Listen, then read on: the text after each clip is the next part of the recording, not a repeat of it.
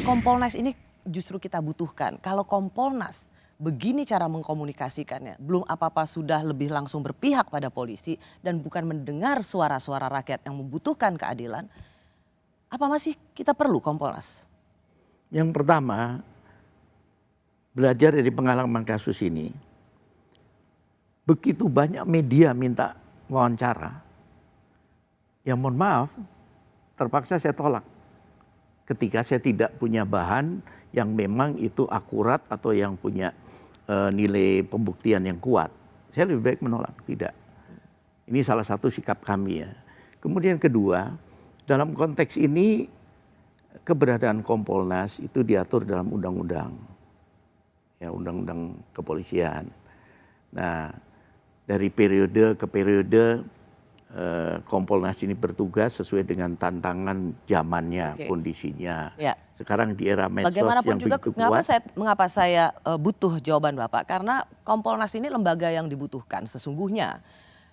Yang memberi masukan pada Presiden, arah kebijakan tentang kepolisian Republik Indonesia, yang menjadi mata telinga masyarakat untuk memastikan kepolisian menjalankan tugasnya secara mandiri dan profesional, Pak Benny Mamoto. Tapi kemudian karena nila setitik rusak susu sebelanga, semua komentar Komnas HAM di dalam kasus-kasus besar lainnya itu kemudian diragukan. KM 50 misalnya atau banyak kasus lainnya. Tidakkah ini kemudian mencederai atau merusak citra Kompolnas? Ya, dalam konteks ini sekali lagi saya sampaikan, kami dengan segala keterbatasan kewenangan, akhirnya cara pengawasannya juga terbatas. Komnas HAM kan langsung panggil sana, panggil ahli, panggil ini untuk mendengar langsung dari sumbernya. Kami tidak bisa. Kami klarifikasi kepada yang menangani, nanti hasilnya bagaimana, itu kita kaji, kita nilai, kemudian nanti kepada pengadu kita sampaikan untuk ditanggapi dan sebagainya. Ketika nanti diberikan kewenangan penyelidikan, langkah kami lain, nggak mau dengar, turun sendiri kami. Pak Benny, kembali ke pertanyaan saya sejak awal. Jadi Bapak mengklarifikasi apa yang menjadi kecurigaan publik selama ini.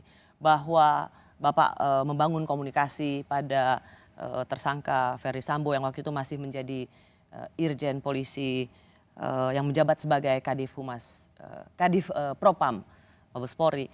Bapak di sini mengatakan, saya ingin klarifikasi, sama sekali tidak ada komunikasi, tidak ada hubungan setelah kasus ini ada di media massa dan sama sekali tidak memberikan janji untuk menjadi pembela. Kami tidak ada komunikasi, sekali lagi, kan bisa dicek nanti dari HP-nya juga bisa, lewat orang sekelilingnya juga bisa, apakah saya ketemu dia, kemudian kalau ketemu itu sebelum peristiwa ini dan dalam konteks kedinasan.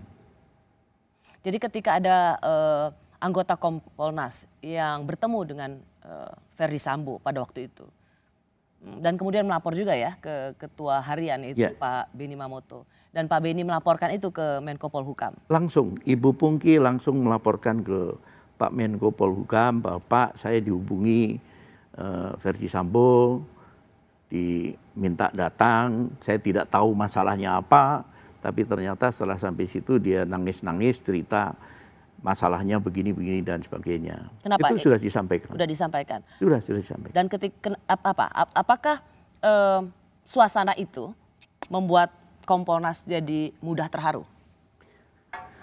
Kami dan percaya. Begini, kami masih perlu informasi lebih lengkap karena itu kan baru dari tangan dia.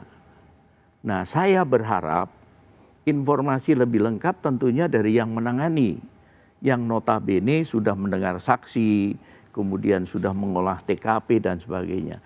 Tapi ternyata dia bagian dari satu skenario, ya saya jadi korban.